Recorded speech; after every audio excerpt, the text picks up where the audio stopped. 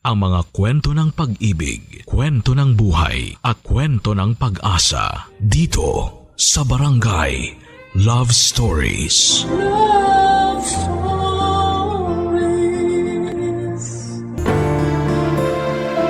Importante ang pagkakaunawaan sa isang tahanan upang magkasundo-sundo ang bawat miyembro ng ating pamilya. Sapagkat wala namang magandang maidudulot ang pagiging mapagmataas.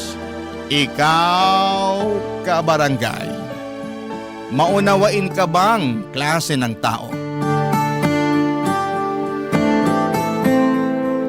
Dear Papa Dudut, karamihan sa atin ay takot sa katapusan dahil ayaw nating magsimula muli. Ngunit minsan ang bagong simula ay nangangahulugan na mas pinili mong magpatuloy sa buhay at iwan ang kasawian at kalugmukan na dala ng kahapon. Pwede rin upang makawala sa mga bagay na palagi mo nang ginagawa. May ahalin tulad ito sa pagsikat ng araw kinabukasan pagkatapos nitong lumubog tuwing gabi.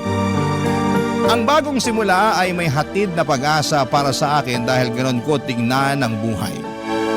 Bago ko po ipagpatuloy ang pagbabahagi ng aking kwento ay gusto ko munang kunin ang pagkakataon na ito para magpasalamat sa programa ninyong Barangay Love Stories. Ito kasi ang naging libangan ko na kinagiliwan ko ng husto. Iniyakan, kinainisan at kinapulutan ng aral at inspirasyon. Kasama ko sa pakikinig nito ang mother-in-law ko na bedridden. Isang araw ay sinabihan niya ako na magpadala ng istorya sa inyong istasyon upang mabasa ninyo, Papa Dudut. At hindi na nga ako nagpatumpik-tumpik pa kaya agad ako nagpadala ng liham sa inyong email address na nakita ko po online. Ako nga pala si Giselle, 40 years old at taga Manila. Maaga akong naulila sa mga magulang noong pareho silang namatay sa isang aksidente. Bali lolo at lola ko na lamang po sa mother side ang nagpalaki sa akin. Taga Baguio City kami at doon din ako pinanganak at nakapagtapos ng pag-aaral. Mabait naman ng lolo at lola ko. Ibinigay nila sa akin ang pagmamahal ng isang magulang. Kaya naman masasabi ko na hindi rin ako lumaking nakukulangan sa pagkalinga. Bagaman wala rin akong kapatid ay nandyan naman ang mga pinsan ko na tinuring akong parabang tunay nilang kapatid. Kaso noong nagsilakihan na kami ay nagkahiwa-hiwalay na rin kami ng landas. Ang iba sa kanila ay nagtrabaho sa Maynila, Cebu at Davao at meron din nag-abroad at sa kasalukuyan ay doon na naninirahan. Pagkatapos mamatay ng lolo at lola ko ay nag-decide akong lumipat na sa Maynila matapos akong makahanap ng permanenteng trabaho dito. At doon na rin dumating sa buhay ko si Wendell, Papa Dudut.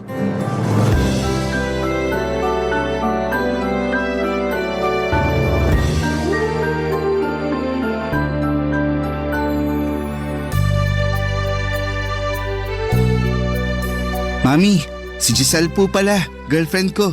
Nice to meet you po, tita. Nice to meet you, Giselle. Sa wakas pinakilala ka na rin sa akin ng anak ko. Opo. Kailan nga ba ulit naging kayo? Bale, last week lang po talaga ako sinagot ni At Giselle. niligawan mo siya ng isang taon, tama? Opo, Mi. Bakit naman umabot ng ganong katagal, Giselle? Hindi mo pa ba mahal ang anak ko noong mga panahon na yon? Hindi naman po. Hindi po kasi priority ni Giselle ang pagbo-boyfriend that time, pero mapilit po ako. Gusto ko po kasi talaga siya, kaya sinabi ko sa kanya na patutunayan ko yun. Ah, oo. Iba ka nga pala pag nagkagusto. Talagang gagawin mo ang lahat para makuha lang to. Opo, tsaka seryoso po ako kay Giselle. Mabuti naman naramdaman mong seryoso sa'yo ang anak ko. Ganun na nga po. Kaya nga po nung nanligaw siya pumayag ako. Doon ko mas nakita na seryoso sa akin si Wendell tapos unti-unti nahulog na ako sa kanya. Pero inabot pa rin ng halos 1 taon ng panliligaw sa akin ng anak ninyo. Bakit? Hirap ka bang pagkatiwalaan ng anak ko kahit na nahulog ka na sa kanya? At nalaman mo na rin na seryoso siya sa'yo? Siguro po kasi hindi pa naman ako nagkaka-boyfriend. Kumbaga, wala pa akong karanasan.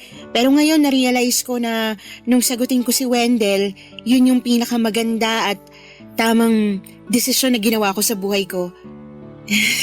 Iba po kasing magmahal at mag-alaga ang anak ninyo. Siyempre, pinalaki ko sa pagmamahal ang anak kong yan. Nag-iisang lalaki rin sa magkakapatid, kaya kabilin-bilinan ko na pag magkaka-girlfriend o asawa na siya, tratuhin niya ng maayos, katulad ng pagtrato niya sa akin at sa mga kapatid niyang babae. Kaya naman po pala lumaking mabuting tao si Wendell kasi mabuting tao din po ang mami niya. Naku, sinabi mo pa, babe. Ang mami ko yung pinaka-the best mami sa lahat. Kaya nga mahal na mahal ko siya eh. Halata nga. Nambola ka pa talagang bata ka. Ilang beses ko po bang dapat sabihin na di na ako bata? Kaka-30 ko nga lang po, di ba? Baka mamaya isipin ni Giselle masyado akong mamas boy. Ano naman kung maging mamas boy ka? Magiging problema ba yon, Giselle? Wala naman po kasi nanay naman niya kayo. Huwag kang mag-alala.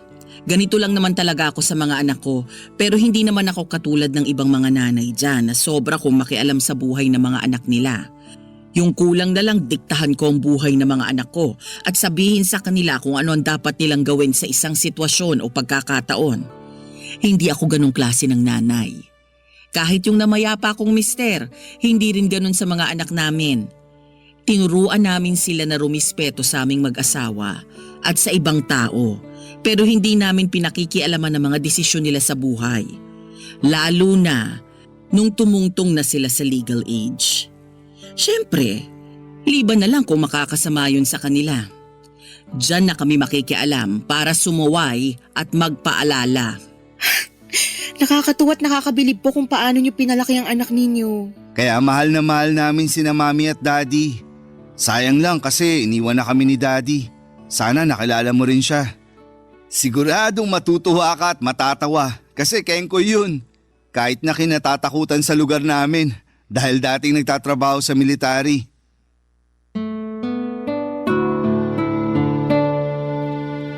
Papa Dudut, pinakilala sa akin ang katrabaho ko si Wendell nang minsan akong sumama sa birthday party niya na ginanap sa isang hotel. Second cousin niya kasi ito and that time ay pareho kaming single. Pero choice kong hindi pumasok sa pakikipagrelasyon dahil mas focus ako sa aking career. Kaya nga noong naging kami ay malapit na rin ako noong mag-30 anyos. Kung ilalarawan ko si Wendell ay marami akong masasabing mabubuti at magagandang bagay sa kanya. Bukod sa gwapo, mapagpasensya, maunawain ay napaka-gentle and sweet ng boyfriend ko. Isang taon din niya ako niligawan at masasabi ko na sobrang tiyaga niya at hindi siya napagod sa akin. Doon ko napatunayan kung gaano siya kaseryoso sa intensyon niya sa akin at pagmamahal. Hindi po nagtagal ay pinakilala niya ako sa mami niya. Hindi kasama ang mami ni Wendell sa naturang birthday party kung saan kami nagkakilala dahil nasa out of town trip sila ng kanyang asawa. Kung ilalarawan ko ito ay masasabi ko na may pagka-istrikta at matapang ang boses nito. Pero mabait din naman. Pinaramdam niya sa akin. Nasuportado niya ang relasyon namin ni Wendell kaya naging panatag na ako sa kanya. Noong nabuntis ako ay tumira muna kami sa bahay nila pansamantala kaya doon ko lalong nakilala ang nanay ng kasintahan ko.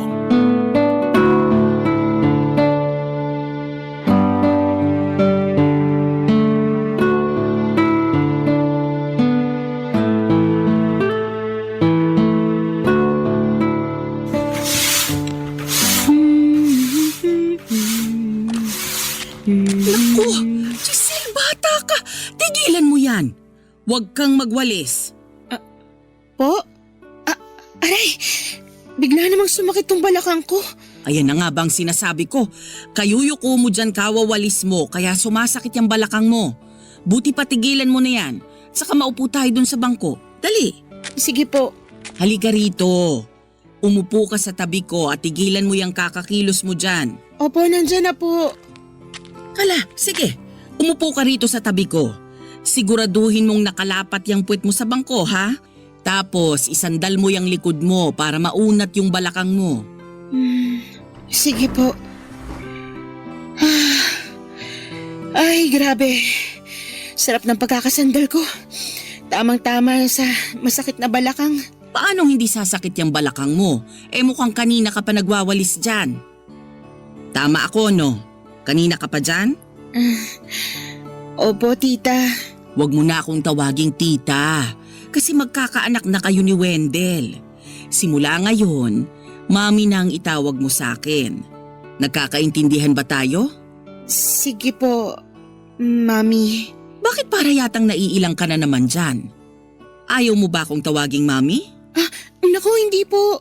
I mean, gustong-gusto ko po pero naninibago lang po ako kasi ngayon lang po ako may tinawag na mami. Wala rin po kasi akong kinagis ng magulang dahil maaga silang kinuha sa akin. Oo nga pala. Pero kahit wala kang nakagis ng magulang, napalaki ka naman ng maayos ng lolo at lola mo. Hindi ka suwail kagaya ng ibang kabataan dyan na may nanay at tatay nga. Pero napakabastos ng bibig at wala ring modo.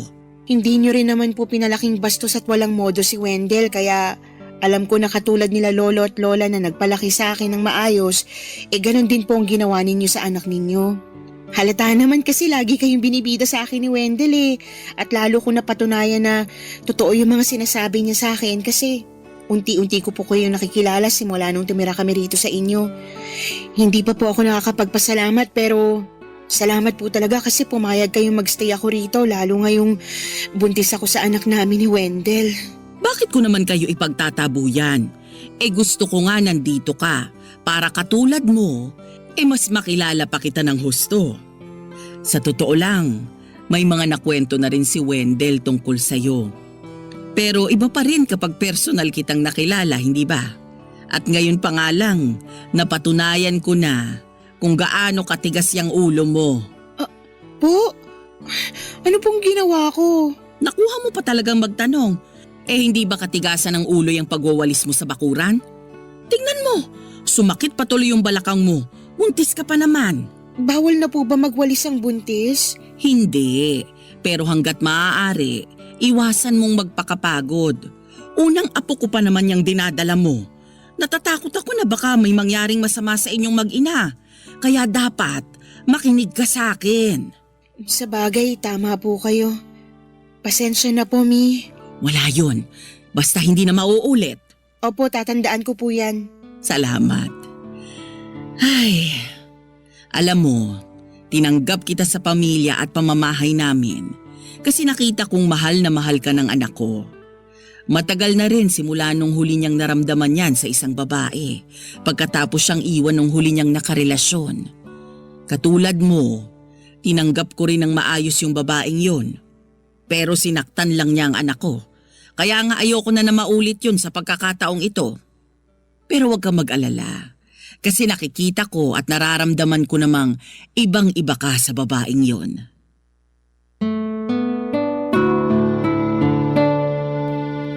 Papa Dudut, hindi ko minasama nung pinagsabihan ako ng nanay ni Wendell tungkol sa pagwawalis ko habang nagbubuntis ako. Kasi alam ko na iniisip lamang niya ang kapakanan namin ng anak ko. Unang apo rin kasi niya ang dinadala ko, kaya gano'n na lamang siya ka-protective. Bukod doon ay may pinag-usapan pa kami tungkol sa plano niyang pag-alis ko sa aking pinagtatrabahuhan. Hindi ako na-offend o nag-isip ng masama noong sinabi niya yon sa akin dahil mabuti naman ang kanyang intensyon. That time ay nasa 3 buwan na ako ng pagbubuntis ko. At alam niya na napaka-stressful ng nature ng trabaho ko kaya gano'n na lamang ang pagkabahala niya. Kaya naman kinausap ko si Wendell tungkol sa suhestyon ng mami niya. Bagay na agad niyang sinang-ayunan. Sinabi niya sa akin na siya na ang bahala sa amin na magiging anak namin kaya hindi na ako nagdalawang isip na umalis sa pinagtatrabahuhan ko. Sa totoo lang ay gusto ko na rin talagang bumuo ng pamilya na mga panahong yon. At malakas ang paniniwala ko na sinadya ng Diyos na makilala ko si Wendell at mapatunayan niya sa akin sa kanyang sarili. Alam ko na nasa mabuting at tamang tao na ako, Papa Dudut. ng mga panahong yon. Barangay Love Stories. Barangay Love Stories. Papa Dudut, bago naging kami ni Wendell ay may nauna na siyang nakarelasyong babae at naka-live-in for 2 years. Siguro 3 taon na rin silang hiwalay bago kami nagkakilala. Wala naman silang naging anak at si Wendell ang nakipaghiwalay dito matapos nitong mag-cheat. Kaya gano'n na lamang ka-protective ang nanay niya sa kanya dahil nakita nito kung paano nasaktan ng husto ang kanyang anak. Base naman sa pagkukwento ng kanyang mami ay pinakisamahan nito ng maayos ang ex-girlfriend ni Wendell kaya hindi ito makapaniwala noong nagawa pa rin itong lokohin at saktan ang kanyang anak. Kahit ako na magulang ay magiging mapanuri at maingat na rin sa mga susunod na makakarelasyon ng anak ko dahil ayoko na ulit mangyari ang bagay na yon. Doon ko mas naintindihan kung bakit ganon siya ka-strikta nung unang beses niya akong makilala. Kung bakit matanong siya noon ay naninigurado lamang siya bilang magulang.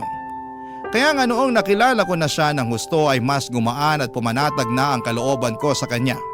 Hindi nagtagal ay pinanganak ko na ang panganay namin ni Wendell at ang mami niya ang nag-alaga sa akin simula pa lamang noong nasa ospital ako hanggang sa makauwi sa bahay nila. Kahit na wala akong nanay, ramdam ko na anak rin ang turing niya sa akin. Bigla ko tuloy na-miss ang alaga ng lola ko na namayapa na ng mga panahong yon.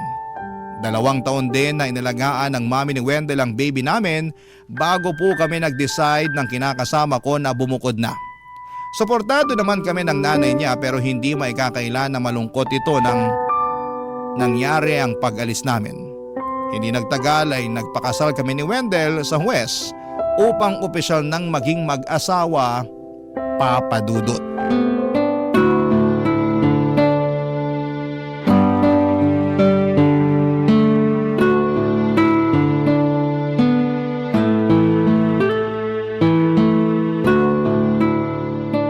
Mamaya ako na lang huhugasan yung mga pinggan na pinagkainan natin ha. Magpapahinga muna ako kasi kakakain lang natin. Ay, naku, Mi, wag na po. Ako na po maghuhugas ng mga pinagkainan natin. Anong ikaw? Ako na. Pero mamaya ng konti. Baka kasi sumakit ang tiyan ko pag tumayo ako agad. Medyo na parami yung kain ko. Ngayon lang naman, kasi nga pinagdadahan-dahan na rin ako ng doktor ko, lalo na sa pagkain ng kanin at karne. Hindi ko lang talaga napigilan kasi ang sarap ng luto mo. Hala, salamat po. O ayan ha, ikaw na yung nagluto, kaya ako naman dapat yung maghugas ng pinggan. Kaso, nahihiya po ako kasi bisita namin kayo dito sa bahay tapos paghuhugasin ko kayo ng pinggan. Kanina pa nga bago tayo kumain. Nag-agyo-agyo na kayo dyan tsaka nagwalis at naglampaso ng sahig. Ako po yung natatakot sa inyo eh. At bakit ka natatakot? Diabetic lang ako, pero hindi pa ako baldado. Kaya ko pang magwalis o maglampaso ng sahig, no? Tingin mo yata sa akin matanda na eh. Ay naku, hindi naman po sa ganun. Kalabaw lang ang tumatanda, Giselle. Ibahin mo ko. Sige po, naniniwala po ako dyan. Aba dapat lang. Pero thank you po kasi tinulungan niyo ako sa mga gawaing bahay. Medyo nakakahiya lang dahil hindi ko na nagawang makapaglinis dito lalo ngayong bumisita kayo. Kadalasan nagagawa ko na lang po yan kapag tulog na yung baby ko. Alam ko naman yun. Kasi mahirap nga namang mag-alaga ng bata. Siyempre, ilang anak na rin ang dumaan sa akin. Kaya huwag ka nang mahiya dyan. Lalo na sa edad na yan, naku, kailangan hindi talaga mawalay sa tabi mo o hindi maaalis sa mga mata mo kasi siguradong nakakakaba ng dibdib. Ay sinabi niyo pa po. Kaya nga pag nandito si Wendell siya po yung madalas na gumagawa ng mga gawaing bahay. Tinutulungan ko na lang siya kapag kaya ko naman. Tama rin naman na magtulungan kayong mag-asawa sa mga gawaing bahay. Pero kung pwede naman na ipagpabukas, wag na nating piliting tapusin ng isang araw. Halimbawa, yung pagtutupi ng damit na nilabhan. Kung pagod ka na ng kalalaba at kasasampay, sa sunod na araw mo na tupiin. Sa kabahay nyo to, yung mga bisita nyo yung mag-adjust sa kung anumang datna nilang itsura nito. Mami talaga. Nakakahiya pa rin po yun. Kaya nga po hanggat maaari, wala akong pinapapuntang kaibigan at dating katrabaho rito sa bahay namin kasi ang gulo-gulo, ang kalat-kalat. Saka na lang siguro kapag malaki-laki na si baby. Hayaan mo at dadalasan ko yung pagbisita ko rito para naman matulungan kita sa mga gawaing bahay. Hala, wag na po. O bakit? Huwag mong sabihin na mahihiya ka na naman. Ganun na nga po. Puro kahiya. Para ka namang ano dyan. Isa pang hiya mo, tatamaan ka na sakin. Wag naman po. Sira? Biro lang? Anong palagay mo sa akin? Bayolente? Yun nga po, hindi. Tsaka biro lang din naman po yun. Sinasabayan ko lang po kayo. Ay nako, kahit kailan para kang ewan. Thank you po talaga ulit kasi pumunta kayo rito sa makalat naming bahay para dalawin kami ni baby. Miss na po namin kayo. Hayaan niyo po kasi kami naman yung pupunta sa bahay niyo. Dapat lang. Napakatahimik na sa bahay namin. Lalo't bihira na umuwi yung isang anak ko, yung ate ni Wendell. Lagi kasing nadidestino sa malayo. Kaya nalulungkot ako pag mag-isa lang ako sa bahay. Ayun, naisipan kong puntahan na lang kayo rito para makumusta ko na rin kayo ng apo ko.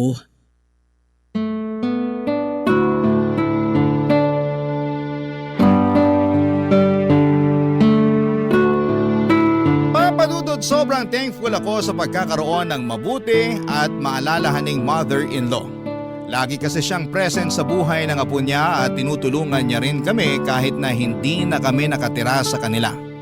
Sobrang na-appreciate ko ang pagbisita niya sa akin para maglinis ng bahay namin at ipagluto ako dahil alam nga niya ang hirap ng isang ina. Bilang ganti ay tinuring ko siya na para ko ng tunay na nanay. Mahal na mahal ko ang mother-in-law ko at alam ko na ganon din ang turing niya sa amin. Kaya nga masaya ako kapag bumibisita siya sa amin at excited akong makita siya pag kami naman ang nasa bahay nila. Marami na yung tinuro na aral at diskarte sa buhay bilang nanay sa akin ang mother-in-law ko. Kaya labis din ang pasasalamat ko sa kanya. Sa loob ng 9 na taong pagbubukod namin ay di nawala ang biyenan ko sa kanyang apo. Kaya nga sobrang close sila ng aking anak. Marami siyang tinuro rito katulad ng paggalang sa mga magulang, pagrespeto, paggamit ng po at opo at pagkakaroon ng consent. Minsan napapatanong pa rin ako sa Diyos kung ano ang ginawa ko sa nakaraang buhay ko upang biyayaan niya ng mabait at mabuting mother-in-law at pamilya.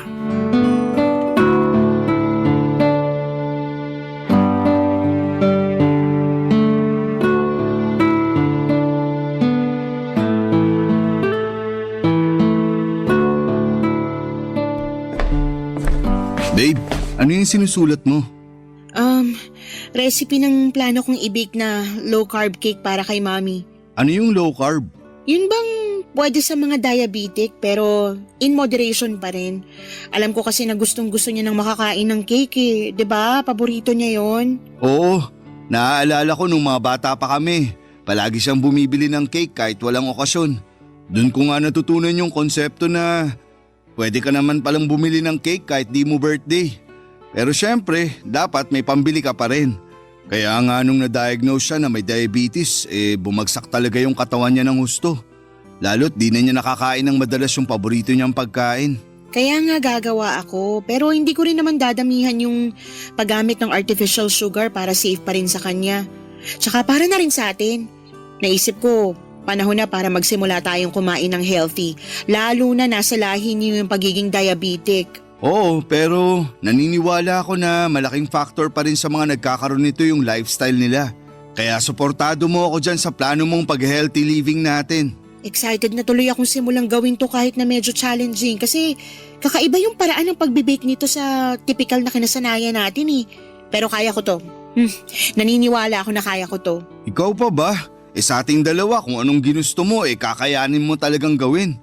Kaya nga bilib na bilib ako sa asawa ko. Pakis nga. Sus ng bola ka pa talaga. Ang sabihin mo, gusto mo lang kumis. Bawal ba? Sinabi ko ba? Sige, kiss na. Ayan, sige. Kahit kailan talaga para kang bata. Daig mo pa yung anak natin. Sa inyong dalawa, mas malambing ka talaga. Oo naman. Kahit na umabot na tayo ng ilang taon na nagsasama bilang mag-asawa hindi nawala yung pagmamahal ko sa iyo at sa anak natin. Pati na rin yung dedikasyon ko na maitaguyod at mabigyan ng maayos na buhay yung pamilya natin. Oo, di man ako perpekto kasi may pinag-aawayan pa rin tayo pero lagi mong tandaan na mas mahalaga kayo ng anak natin kesa sa mga away natin. Oo naman. Alam ko naman yun, kaya nga thankful ako kasi ginagawa mo yung best mo para sa amin ng anak natin. Tingnan mo nga, di mo na ako pinagtrabaho. Sitting pretty na lang ako dito sa bahay natin, lalo ngayong malaki na yung anak natin at hindi na masyadong alagain. Salamat sa pagpuprovide mo sa amin ng anak mo. Salamat din sa pagiging mabuting housewife at daughter-in-law sa mami ko. Na-realize ko na sobrang swerte niya sa'yo. Lalo ngayon na plano mo pa siyang gawan niyang low-carb na cake. Naku, ako nga ang maswerte kasi siya ang naging mother-in-law ko. Sa dami ba naman ng mga horror stories tungkol sa mga biyenan super blessed talaga ako kasi napakabait at napakamaalalahanin ng mami mo. Kaya nga mahal na mahal ko siya na para bang tunay ko ng nanay. Ang totoo, dahil sa kanya, naramdaman ko ulit na magkaroon ng magulang. Simula kasi nung mamatay sina lolo at lola kinain ako ng matinding kalungkutan at takot na rin na hindi ko alam kung saan nanggagaling. Kaya siguro mas tinatagan kong loob ko at sinabi ko sa sarili ko na kakayanin kong mabuhay na mag-isa. Kaya rin matagal bago kita sinagot sa panliligaw mo. Pero ngayon na may mabuting asawa na ako sa katauhan mo at may mabait na mother-in-law, na-realize ko na pamilya at makakasama pala yung kailangan ko.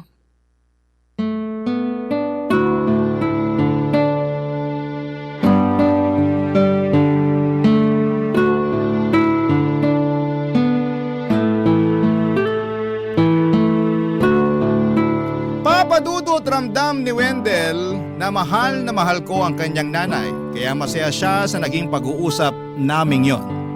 At masaya rin ako dahil maligaya ang aking asawa. Gusto ko ring magpasalamat sa Panginoon kasi siya ang binigay sa akin upang makaisang dibdib ko. Maging tatay ng anak namin at makasama hanggang sa aking pagtanda kong luluubin. Marami-rami na rin kaming pinagdaanan ni Wendell. Hindi naman sa lahat ng pagkakataon ay maayos ang aming pagsasama. Sa totoo lang ay meron ding mga sandali na umiiyak ako at napapagod sa pakikisama sa kanya. Kaya nagsumbong agad ako sa mami niya. Sinabi ko po ang lahat ng saloobin ko rito at masaya ako dahil nauunawaan niya ang pinanggagalingan ko bilang kapwa babae at nanay. Nang malaman ng mami niya ang gusot sa aming pagsasama ay agad siya nitong kinausap at pinagalitan. Marami raw siyang napagtanto lalo na sa kahalagahan ng pamilya kaya pinangako niya na mas priority niya kami ng aming anak.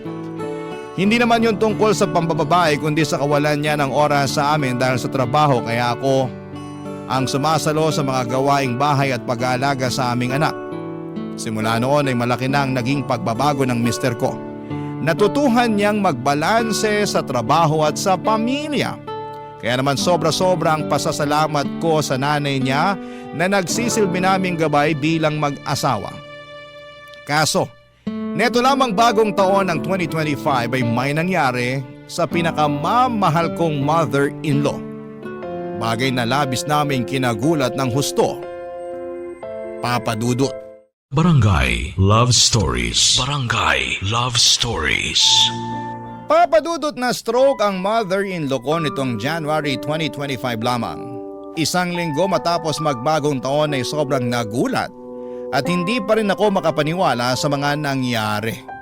Dahil malakas pa siya at magkakasama pa kaming nag-celebrate ng New Year. Noong na-ospital ang mami ni Wendell ay ako ang sumama at nagbantay sa kanya. Akala namin ay okay na kasi at ang sabi niya ay mild stroke lang naman daw ang nangyari at wala na rin siya sa kritikal na kondisyon. Pero noong araw na bago siya ma-discharge sa ospital ay na-stroke ulit siya. Dahilan para tuluyan nang maparalisa ang ibabang bahagi ng kanyang katawan. Natakot talaga kami ng husto kasi akala namin ay kukunin na ng kamatayan sa amin ng mother-in-law ko. Tandang-tanda ko pa na nag-iyakan na kami noon kasi akala namin ay hindi na siya makaka-recover pa. Pero salamat sa Diyos dahil hindi naman nangyari ang kinakatakutan namin yon, pero nananatiling wala pa rin katiyakan kung magiging maayos at mabuti ba ang kondisyon ng mami ng asawa ko. Kitang-kita ko kung paano bumagsak ang mga balikat at pag-asa ni Wendell kung sakaling hindi na nga gumaling ang nanay niya.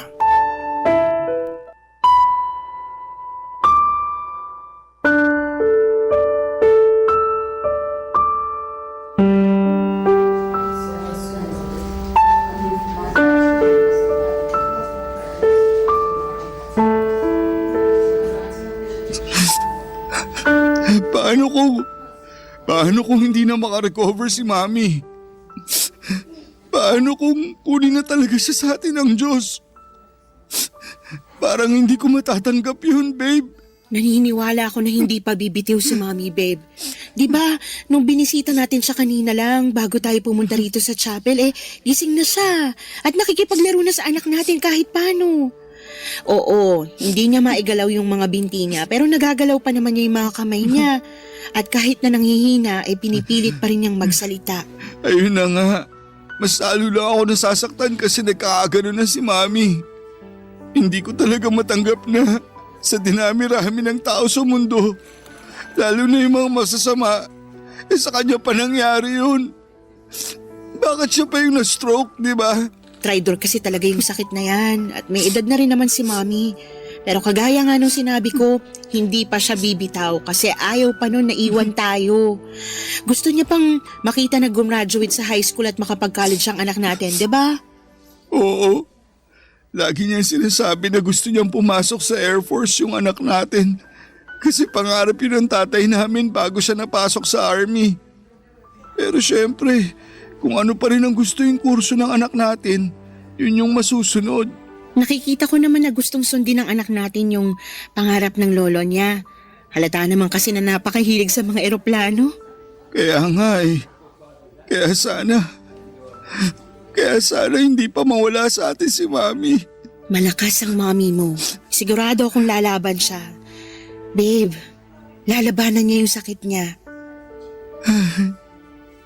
Sana nga kasi hindi pa ako nakaka-recover sa pagkawala sa amin ni Daddy noon. Kahit na ilang taon na rin yung nakalipas. Ikaw ba, babe? Paano ka naka-recover sa pagkawala ng parents mo? Baby pa kasi ako nung nangyari yun, kaya masasabi ko na wala akong masyadong attachment sa kanila. Hindi katulad nila lolo at lola na tinuring kong para ko ng mga magulang kasi sila naman talaga yung nagpalaki sa akin eh. Pero aminado ako na namimiss ko pa rin naman yung mga magulang ko. Marami akong tanong at sana nung kabataan ko. Mga tanong katulad ng bakit sa kanila pa nangyari yung aksidenteng yun? Bakit hindi na lang sa ibang mga masasama? Bakit kailangan ko pang maulila ng maaga? Sana hindi nawala ng ganun kaaga sina mama at papa para meron pa rin akong mga magulang hanggang ngayon. Tingin ko kahit sinong mamatayan ng magulang hindi na makaka-recover sa sakit at lungkot na kasama nito.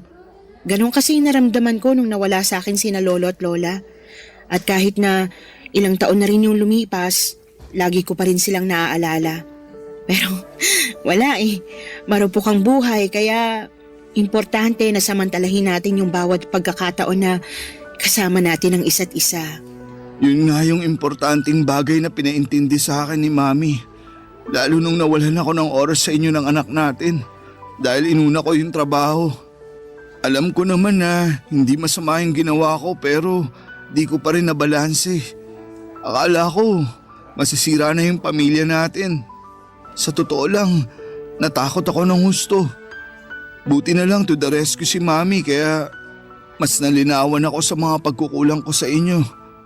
Kaya nga sana magpagaling siya kasi babawi pa ako sa kanya. Bilang pasasalamat sa pagsalba sa pamilya natin. Oo naman. Gagaling si Mami. Lalakas siya at makaka-recover. Salamat, babe. Walang anuman. Buti pa magdasal tayo para bumilis ang paggaling at pagbuti ng kalagayan niya. Papa Dudut, hindi nagtagal ay sinabi ko kay Wendell na willing akong mag-move on sa bahay or mag-move in sa bahay ng mami niya upang matutukan ang pag-aalaga rito sakaling makalabas na. Hindi yun inaasahan ng mister ko pero alam ko na noong mga panahong sinabi ko kay Wendell ang gusto kong gawin namin para sa nanay niya ay handa akong tanggapin ang responsibilidad na maaatang sa aking balikat. Lalo na kami na lamang talaga ang pwedeng gumawa noon dahil ang ibang kapatid ni Wendell ay nagtatrabaho na sa malayo. Kaya nga noong napagkasunduan na naming lilipat kami sa bahay ng mother-in-law ko upang masamahan siya at malagaan, pag-uwi niya doon ay sinimulan na namin ang paghahakot ng aming gamit. Kahit po na nakakatakot na at nakakapagod ang bagong simula, ay masaya naman ako at nagagalak ang aking puso dahil sa desisyon kong yon. Alam ko na sobrang thankful din sa amin ang biyenan ko kasi hindi namin siya pinabayaan. Mahal na mahal namin siya at sangayon na ang buo kong pamilya na alagaan siya hanggang gumaling siya. Hindi po nagtagal ay nakalabas na rin sa ospital ang mother-in-law ko at nagsimula na rin siyang mag-therapy sa bahay. Ako ang nag-aalaga at nag-a-assist sa kanya dahil nasa bahay lang din naman ako madalas. Kaya lalo kaming naging close at isa nga sa mga naging bonding namin ang pakikinig ng programa ninyong Barangay Love Stories, Papa Dudut.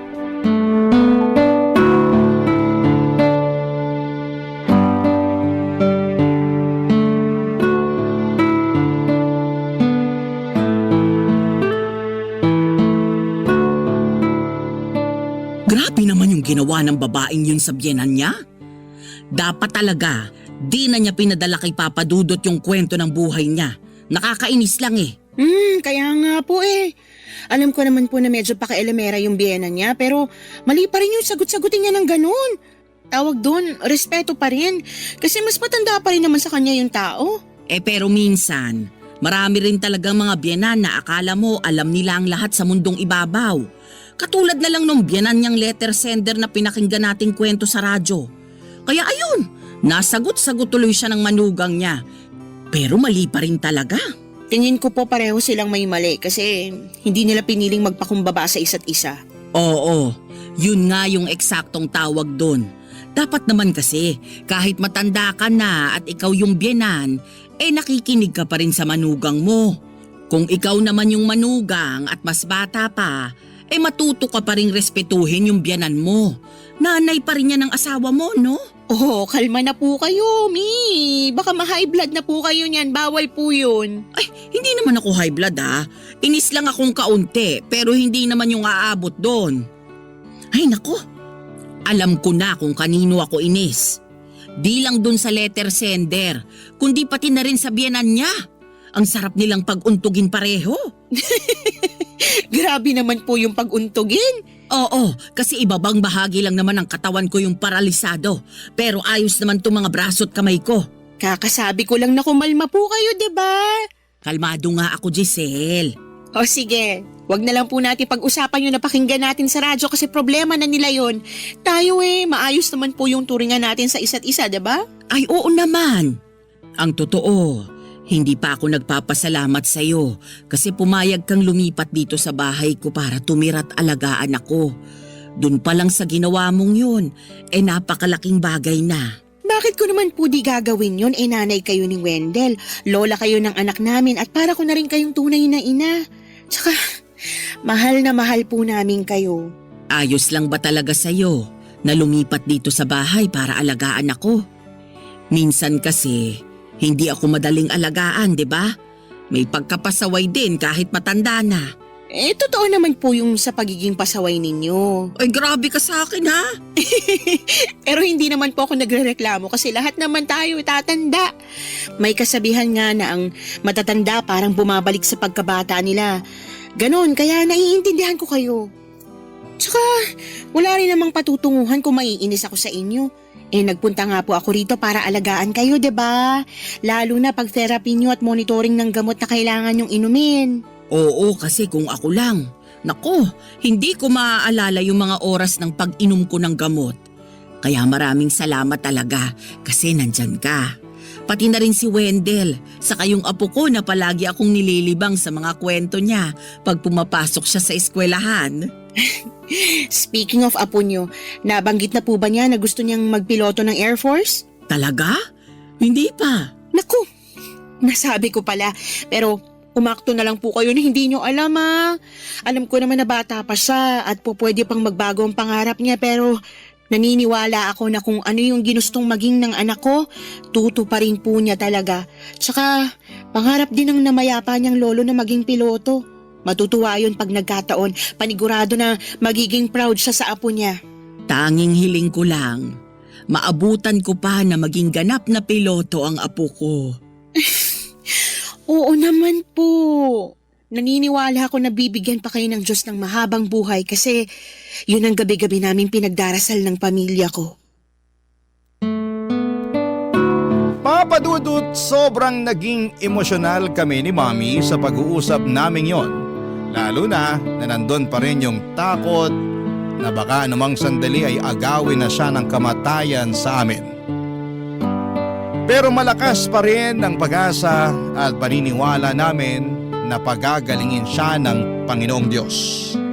Na makakasama pa namin siya ng mahabang panahon at aktwal niya pang makikita ang katuparan ng pangarap ng anak namin. Sa totoo lang ay wala na kaming ibang mahihiling kundi ang kaligtasan ng pamilya namin at tuluyang paggaling ng mother-in-law ko. Mahal na mahal ko ang biyenan ko at nakahanda akong samahan siya, alagaan at asikasuhin sa abot ng aking makakaya. At ni minsan ay hindi ako nagsisisi at napapagod na gawin ang bagay na yon sa kanya. Kaya nga muli ay gusto kong magpasalamat sa inyong programa sakaling mapili po ninyong i-air ang storya ng buhay namin. Gusto ko na rin pong kunin ang pagkakataon na ito upang magpasalamat sa napakabait at napakabuti kong mother-in-law. Hanggang dito na lamang po ang sulat ko, Papa Dudut.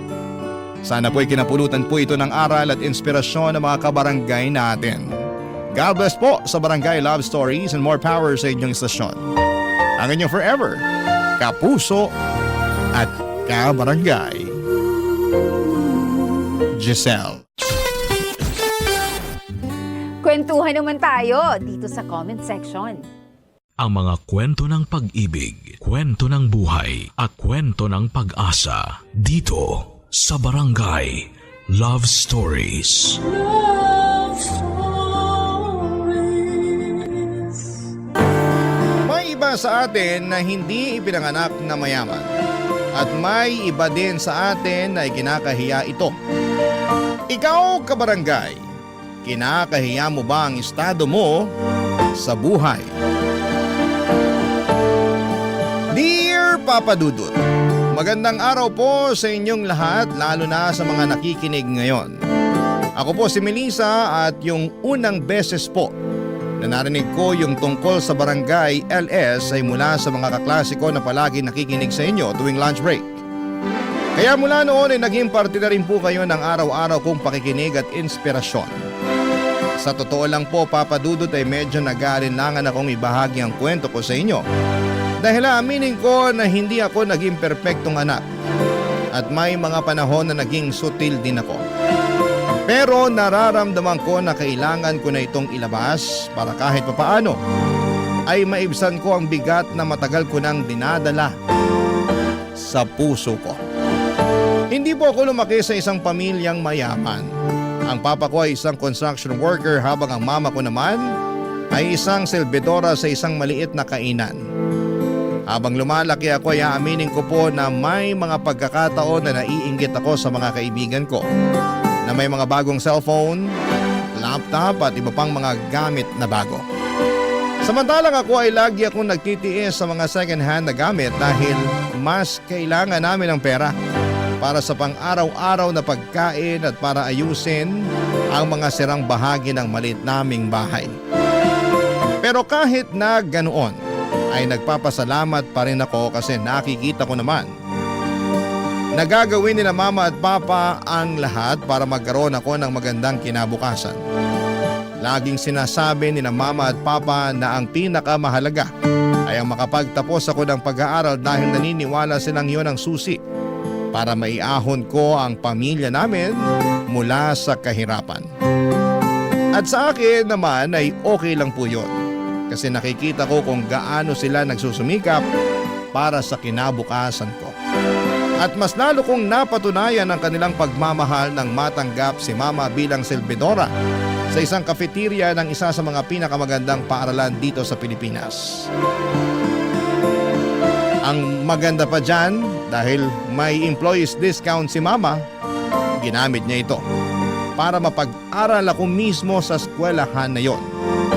At sa totoo lang ay sobrang saya ko noon dahil buong buhay ko ay nasa public school lamang ako.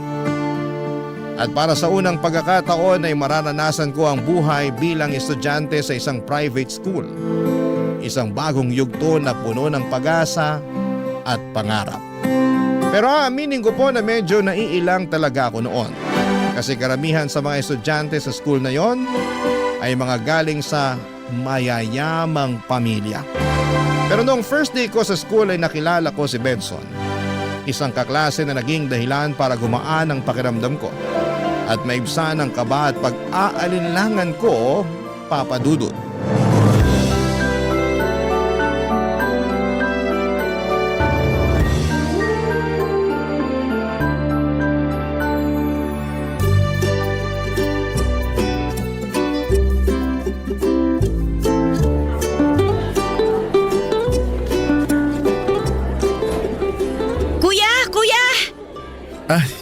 Bakit? Nawawala ako eh. Hindi ko mahanap yung classroom ko. Alam mo ba kung saan tong classroom na to? Ito oh. Sandali, patingin nga ulit. Okay, tamang-tama. Magkaklase pala tayo. Ay, salamat naman. Mapapadali na rin ang buhay ko. Kanina pa ako kasi nahihilo eh. Lika, sumama ka sa akin. Papunta na rin naman ako sa classroom natin eh. Ay, tamang-tama. Sige. Nga pala ako si Benson. Hello, ako naman si Melissa. Transferi ka dito, no? Ngayon lang kasi kita nakita eh. Oo. May isang oras pa tayo bago magsimula yung klase. Gusto mo tambay muna tayo sa cafeteria? Ha? Ayoko doon. Bakit naman? Eh, di ba maraming tao doon? Ayoko kasi ng maingay eh. Ayos, may mga upuan pala dito. Dito na lang muna tayo. Okay, ikaw bahala. Sige, dito muna tayo. Siya nga pala, Benson. Matagal ka na bang nag-aaral dito? Oo, dito na ako nag-aaral simula elementary. Wow, siguro mayaman ang pamilya nito. Ano yun? Ang sabi ko mabuti naman kung ganon. Ikaw ba? Saan school ka galing? Galing din ako sa private school na malapit sa house namin. Pero pinilit ko talaga yung mommy and daddy ko na ilipat ako dito kasi feeling ko mas magkakaroon ako ng magandang job opportunities in the future kung dito ako makakapagtapos. Mismo! Yan din yung dahilan kung bakit ako dito gusto makapagtapos ng mga magulang ko. Ay, nga pala. Tanong ko lang ha, ano palang work ng parents mo? Ha? Ba't mo naman naitanong yan? Wala lang, curious lang. Bakit? Masama ba magtanong? Ito naman, hindi. Ang totoo niyan, walang work yung mommy at daddy ko. Ha? Unemployed, ganon? Hindi na nila kailangan maging employed kasi may small business kami. Anong business? Maliit lang na restaurant sa QC. Wow! Uy, punta naman tayo sa restaurant nyo minsan. Sure. Pero hindi muna sa ngayon kasi under renovation pa yung resto namin. Next month pa kami magbubukas ulit. Anyway, maiba ko. Ano nga palang work ng parents mo? Bali yung dad ko, executive chef siya, tapos yung mom ko, housewife. Executive. Okay, I see. Nice. Alam mo, ang gaan mong kasama. Pwede bang friends na tayo simula ngayon? Malit na bagay. Siyempre naman walang problema yan. Ay, nga pala, pahingi ako ng number mo. Sige. Wait lang, kunin ko lang yung phone ko sa backpack ko. Saan ba yun? Ito. Wow! Iyan ba yung bagong labas na model? Talagang napansin mo ah. Oo, ito nga yung latest. Pero regalo lang sa akin to ng dad ko. Anyway, anong number mo? Sige, ako na magta-type. Sige, ikaw na mag-type.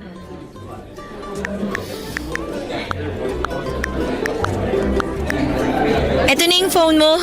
Thank you ah. Tawagan ko yung cellphone mo para ma-save mo yung number ko. Wag! Ha? Bakit? Hindi ko kasi dala yung cellphone ko kasi nasira kasi yung phone ko eh. Oo, tama, nasira. Tapos kaka-pre-order ko lang ng bagong phone. Tapos hindi pa dumadating. Pero don't worry. Eto papel tsaka ballpen. Isulat mo na lang yung number mo dyan para ma-save ko kagad yung number mo kapag dumating na yung in-order kong phone. Sige. Isusulat ko na lang number ko dito sa papel. Oh, eto. Yan. Thank you. Halika na. Pasok na tayo sa classroom. Hindi ko na po mabilang kung ilang beses akong nagsinungaling kay Benson noong araw na yon. Kung ano-ano na lamang talaga ang sinabi ko. Lahat para lang maitago ang katotohanan at para hindi siya magduda o mahalata na galing ako sa isang mahirap na pamilya. Sinabi ko na may negosyo sina mama at papa at sinabi ko rin na nasira lamang ang cellphone ko. Kahit ang totoo ay luma na ang cellphone ko at halos hindi na gumagana yung speaker. Nahihiya po talaga ako kasi pakiramdam ko ay hindi ako bagay sa mundong ginagalawan ni Benson at ng mga kaklase ko. Pero mas lalo akong ninervyos nang nagyaya si Benson na kumain sa cafeteria. Alam ko po kasi na doon nagtatrabaho si mama at kapag nakita niya ako roon ay siguradong babatiin niya ako. At malalaman ni Benson at ng iba ko pang kaklase na anak lamang ako ng isang empleyado sa cafeteria. Noon pa man ay may takot na akong baka ma-judge nila ako o baka tingnan nila ako ng mababa dahil lamang sa estado ng pamilya ko sa buhay. Kaya kahit alam kong mali ay ginawa ko ang lahat para maitago ang katotohanan. Alam ko pong may mga makakarinig ng kwento kong ito na maiinis o hindi makakaintindi pero sana'y maunawaan ninyo ako na lumaki akong laging nasa gilid, laging naiiba at ngayon lamang ako nakapasok sa ganitong klase ng mundo. Kaya kahit minsan lang ay gusto ko sanang maramdaman na belong ako, na hindi ako naiiba. At kaya ko makipagsabayan sa mga sosyal na mga estudyante. At nung nakapasok na kami ni Benson sa classroom namin ay mas lalo pa akong kinain ng insecurities ko. Sa harapan kasi namin may nakaupo na isang napakagandang babae. Ang kinis ng kutis, ang buhok ay halatang bagong ribbon. Ang gamit niyang cellphone ay pareho sa cellphone ni Benson at kitang-kita talaga na talagang mayaman siya. Mamahalin ng bag, ang sapatos at pati na rin ang relo. Habang tinitingnan ko siya ay parang lalo akong nanliliit sa sarili ko. Lalo kong nafe-feel na hindi ako kabilang sa mundo nila. Hindi ko napigilan ang sarili ko at nagtanong na ako kay Benson kung sino yung babae na nasa harapan namin, Papa Dudut.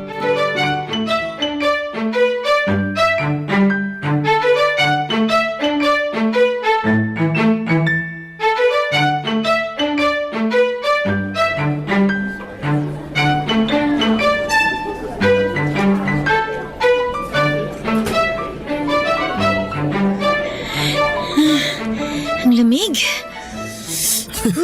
Uy, okay ka lang ba?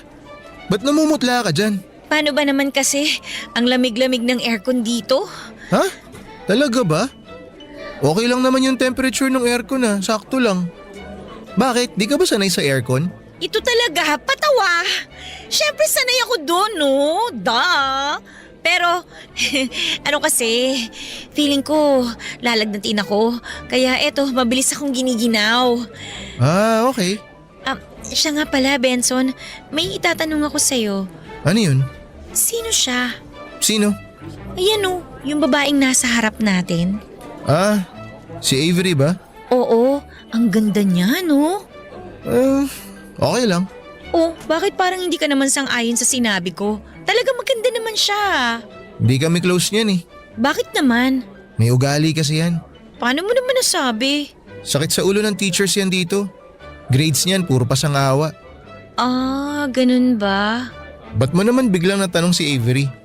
Teka, huwag mo sabihin sa akin na iinggit ka sa kanya. Ito naman, nagagandahan lang ako sa kanya, yun lang yun. Kasi kung naiinggit ka sa kanya, sinasabi ko na sa'yo. Hindi ka dapat mainggit. Eto atin-atin lang to, huwag ka maingay Sige, ano ba kasi yun? Yang si Avery, mata pobre yan.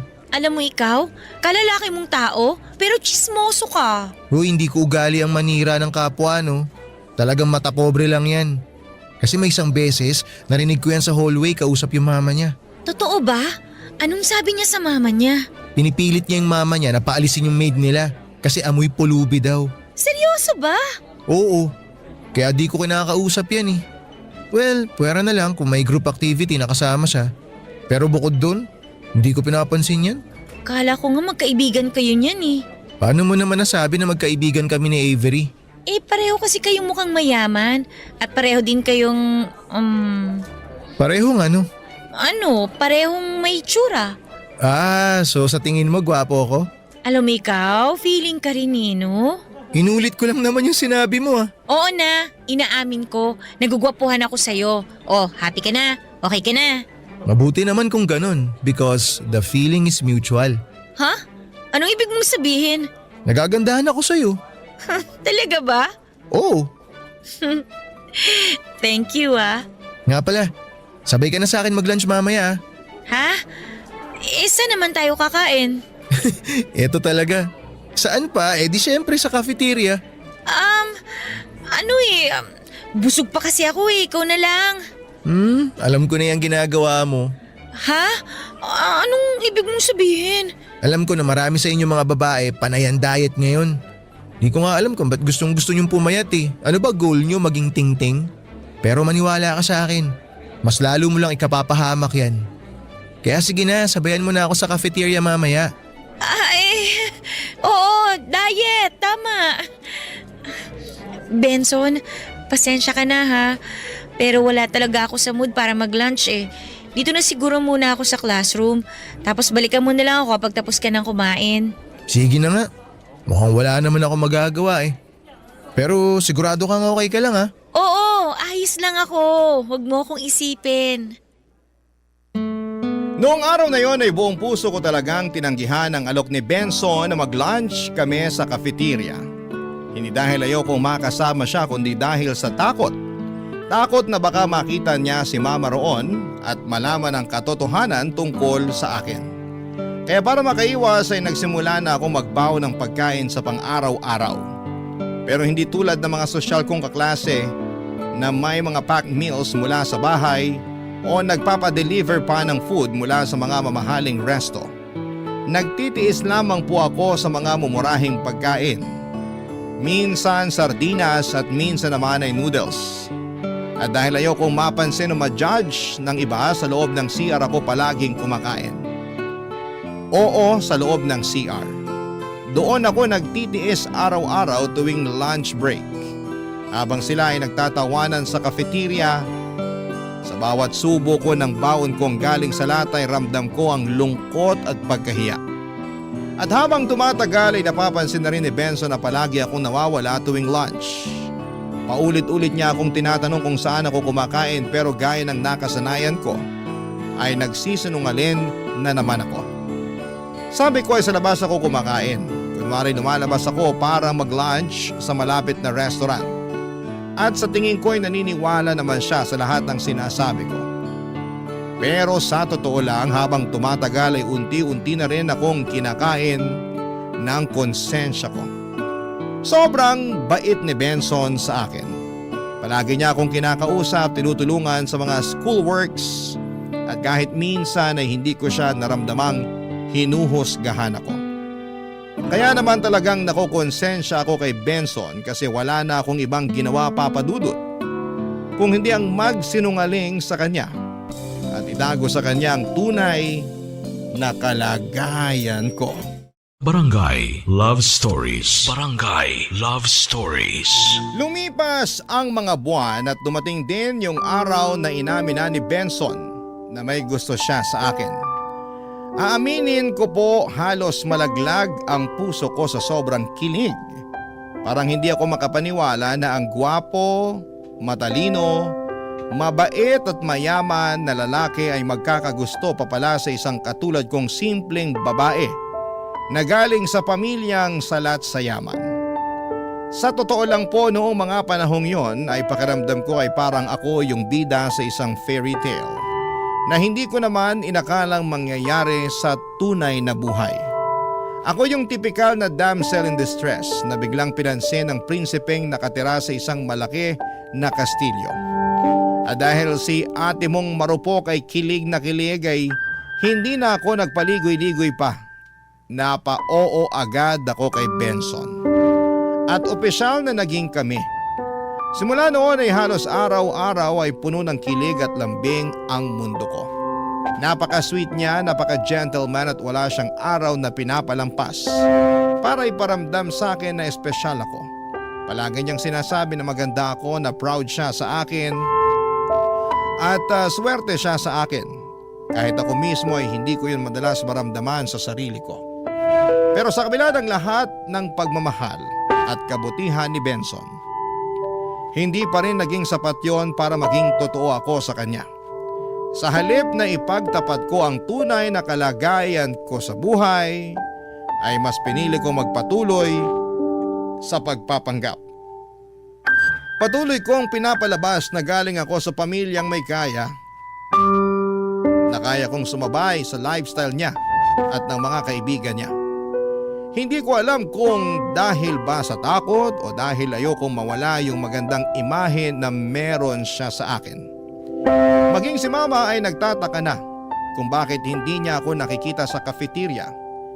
Ilang beses niya akong tinatanong kung okay lamang ba ako, pero palagi kong sinasabi na busy ako sa mga school projects kaya hindi ako nakakadaan sa cafeteria. Pero ang totoo ay iniiwasan ko talaga siya kasi baka sa isang iglap ay mabunyag ang lahat ng sekreto ko. Hanggang isang araw ay pinilit na talaga ako ni Benson na samahan siyang kumain sa cafeteria. Wala na akong lusot at wala na rin akong ibang dahilan na maisip pa. At habang papalapit kami sa pinto ng cafeteria, pakiramdam ko ay parang unti-unting bumabagal ang paligid. Doon ko talaga naramdaman ang bigat ng lahat ng kasinungalingan ko. Yung kaba na parang sasabog ang dibdib ko. Dahil alam kong sa oras na makita ako ni mama at matawag ako ng anak ay wala na akong matatakbuhan. Alam kong oras na lang ang binibilang bago tuluyang mabasag ang perpektong imahe na ipinakita ko kay Benson Papadudut.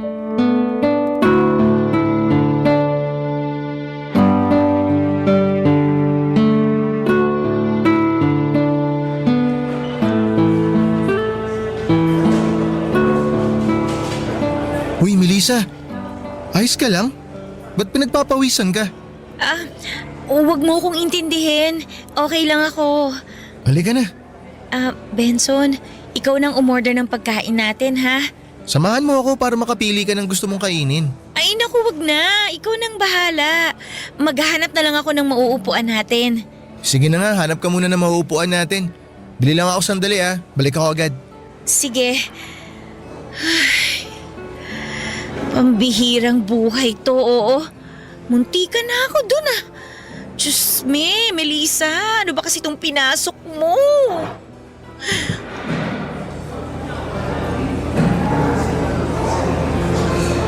Melissa, sandwich na lang yung binili ko para mabilis. Ano ba yan? Bakit ka nakayuko? Ano kasi, inuubo ako Ganun ba? Kawawa naman pala yung baby ko. Che, ewan ko sa'yo, kumain na nga lang tayo. Ba't parang unsensitive mo, hindi ka na mabiro. Sandali lang, si Avery ba yun? Wow! Bakit ka napawaw? Ang social ng lunch niya. Palagi ko yan nakikita sa mga pinapanood ko sa internet. Yung sushi ba yung tinutukoy mo? Oo, yun! Alam mo, eto tatapatin na kita. Tsaka sana magsabi ka sa akin ng totoo. Uulitin ko yung tanong ko nung first day of classes. Naiinggit ka ba kay Avery? Ito talaga? Paano mo naman nasabi yan? Grabe ka. Kasi palagi mo siyang nababanggit from time to time Tapos palagi mo ring napapansin yung mga gamit at kinakain niya. Alam mo, naiintindihan ko naman kung bakit maiinggit ka kay Avery. Kasi sino ba naman ang hindi maiinggit sa isang babae na maganda at sobrang yaman, 'di ba? Pero ano? talagang napapangitan at nasusuka kasi ako sa ugali ng babaeng yan eh. Kaya kung ako sa'yo, hindi ako maiinggit dyan. Huwag mo gawing role model yan. Sobrang judgmental mo. Hindi ako judgmental. Ilang taon na kaya kami magkaklase niyan. Kaya alam na alam ko kung paano umasta yan. At sinasabi ko sa'yo, hindi mo dapat hinahangaan yan. Ay, sana talaga dumating yung araw na kakaibiganin niya ako. Isa pa yan. Ilang buwan ka nang pumapasok dito ha. Pero ni minsan, hindi man lang siya nag-abala na kausapin ka. 'Di ba? Baka naman nahihiya lang yung tao. Ay, change topic na nga lang tayo. Nga pala, siguro panahon na para mag-isip tayo ng call sign. Call sign? Oo, yung tawagan nating dalawa. 'Di ba? Sige na nga. Anong call sign ba yung gusto mo? Ewan, babe o baby na lang siguro? Ano sa tingin mo? Baduy nito. Gamit na yan eh. Mine na lang kaya? Napaka-jeje mo nito. Wala na akong maiisip eh. Pero kung okay lang sa'yo, mahal na lang kaya? Classic! Sige na nga, okay na rin sa akin yan. Yan. I love you, mahal. I love you too, mahal. Ay nga pala, mahal. Bago ko makalimutan. Kailan magbubukas yung family business nyo? Ha? Family business? Yung restaurant nyo sa QC. Oo. Wala, under renovation pa rin eh. Pero kapag nagbukas na kayo ulit, sabihan mo ako para makadalaw man lang ako. Sure. Pero bakit sa restaurant pa namin? Ang dami-dami namang restaurants dyan. Siyempre, gusto ko rin naman suportahan yung family business nyo kahit papano. Hay nako, wag na. Kasi baka malasin lang yung restaurant namin pag dumalaw ka pa. Ganun ah. Oh, kit-kit ng aray! pisngi mo talaga Ang sakit eh. ng Sarap kurot mo, kurutin. Hindi talaga nagkulang si Benson sa akin bilang boyfriend. Lahat ng meron siya, oras, pagmamahal, atensyon ay ibinibigay niya sa akin ng buong buo. Pero sa kabila noon ay patuloy pa rin akong nagpapanggap na mayaman. Pilit na tinatago ang totoo kong pagkatao. Maingat ako sa bawat kilos at sa bawat kwento para lamang walang makahalata. Pero isang araw ay naging kagroup ko si Avery para sa isang school project. Tahimik lamang siya at parang laging may sariling mundo. Pero noong nagkaroon kami ng chance na mag-usap ng mas matagal, doon ko nalaman na pareho pala kami ng hilig sa K-pop. Kaya mula noon ay naging malapit na kami na magkaibigan at madalas na rin akong sumasama sa kanya. Napansin ko rin na parang nagsiselos na si Benson sa friendship naming dalawa. Ramdam ko yon sa mga titig niya tuwing nakikita niya kami ni Avery na magkasama. At minsan ay nasasabi na rin niya sa akin na parang nag-iiba na raw ako. Mas nagiging maarte, mas conscious sa sarili, at mas iba na raw akong kumilos kumpara dati. Hindi ko rin maitatanggi na may mga ugali si Avery na parang kusa kong na-adapt. Yung paraan niya ng pananamit, pagsasalita, pati yung standards niya sa mga bagay-bagay. Siguro kasi gusto ko ring ma-feel na belong ako sa mundong ginagalawan niya. Yung mundo na may kaya, ng mga sosyal, at ng mga mukhang walang problema sa buhay. At dahil doon ay hindi ko namamalaya na unti-unti ko na palang nakakalimutan kung sino talaga ako. At mas lumala lang ang lahat ng isang araw ay sabay kaming pumasok ni Avery sa cafeteria. Pagkakuha niya ng food sa tray ay nakita niyang may patay na lamok sa pagkain niya, Papa Dudut. Bigla siyang nandiri at sinigawan ni Avery ang mga staff sa cafeteria ng mga oras na yon.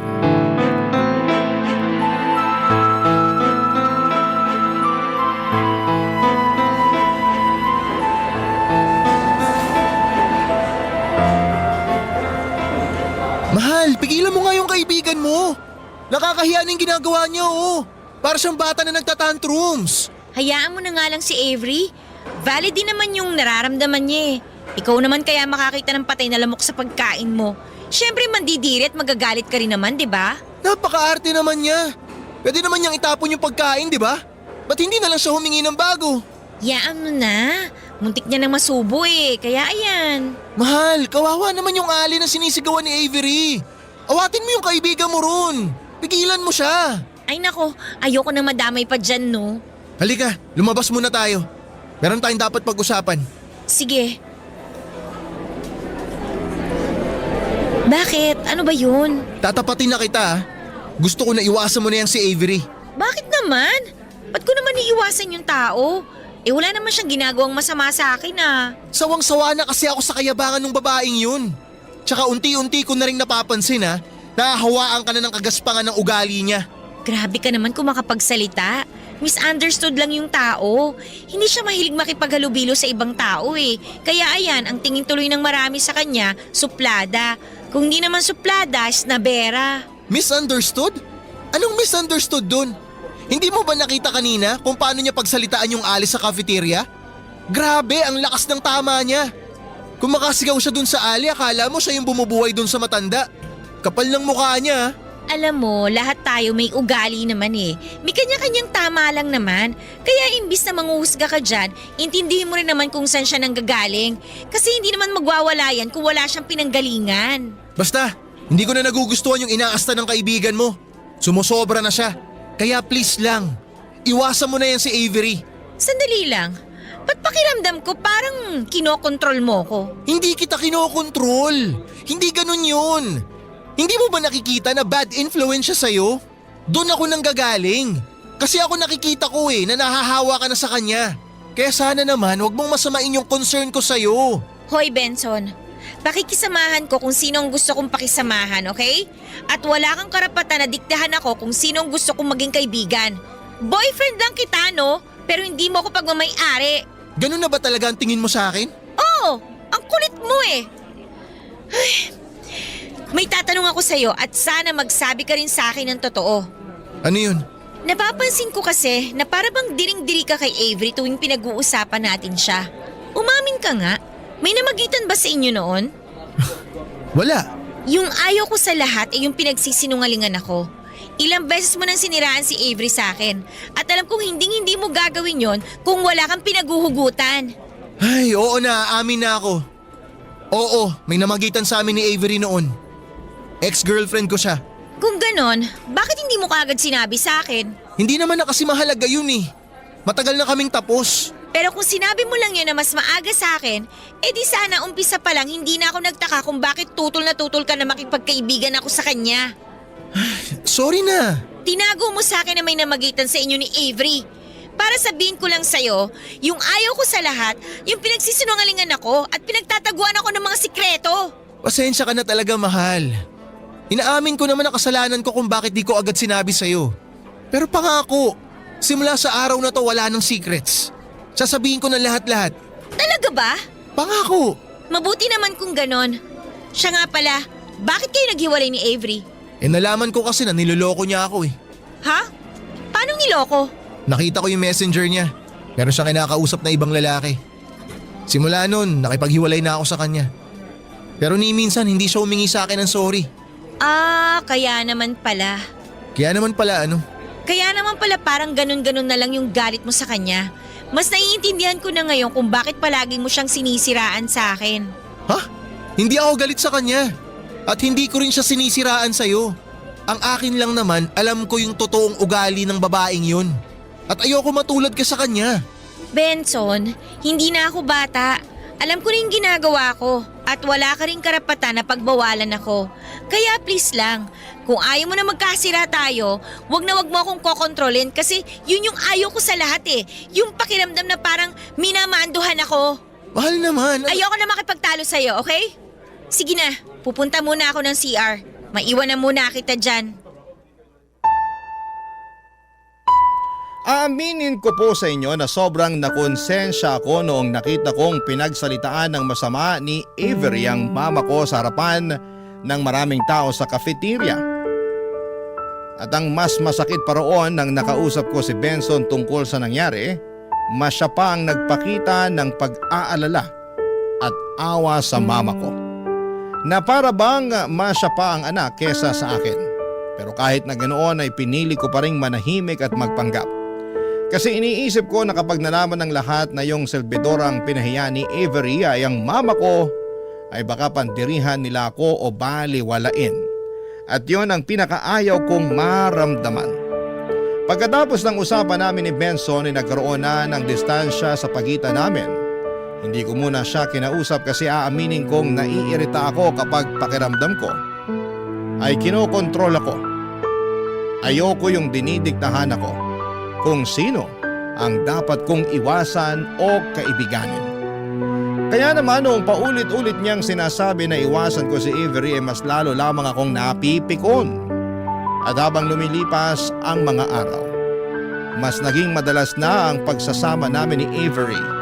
Mas nakikilala ko siya at aaminin ko rin na mas lalo ko siyang hinahangaan dahil maganda at mayaman siya. Pero habang tumitibay ang samahan namin ni Avery ay unti-unti rin naman na napapalayo ang damdamin ko kay Benson. Napapansin ko rin na hindi na niya ako nilalambing at hindi na rin siya masyadong nag-i-effort sa akin. Aaminin ko na sobra ako nasasaktan noong unti-unti kong nararamdaman na lumalayo na ang loob sa akin ni Benson pero wala akong ibang nagawa kundi ang tanggapin yon. At habang mas dumadalas ang oras ko kay Avery, mas nararamdaman ko ring lumalamig na ang relasyon namin ni Benson. Para bang pareho naming nararamdaman na may nagbago na. Pero pareho rin kaming walang lakas ng loob na aminin ito ng direkta sa bawat isa ng mga panahong yon. Barangay Love Stories. Barangay Love Stories. Papadudot, syempre dumating din ang araw na pareho kaming napagod ni Benson sa matagal naming pag-iiwasan. Kaya nag-usap kami ng tapat at prangka. Dito namin ibinahagi sa isa't isa ang tunay naming nararamdaman at kung bakit unti-unti nang lumalamig ang relasyon namin. Sinabi ni Benson na pakiramdam niya ay binabastos ko siya tuwing kasama ko si Avery. Ang sabi niya na si Avery ang unang babae na nanloko at nanakit sa kanya.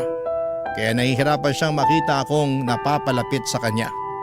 Dagdag pa niya habang tumatagal ay parang nagiging katulad na daw ako ni Avery.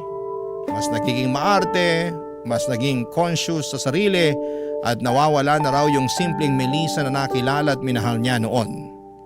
At sa totoo lang, papadudot ay nasaktan ako sa mga sinabi niya.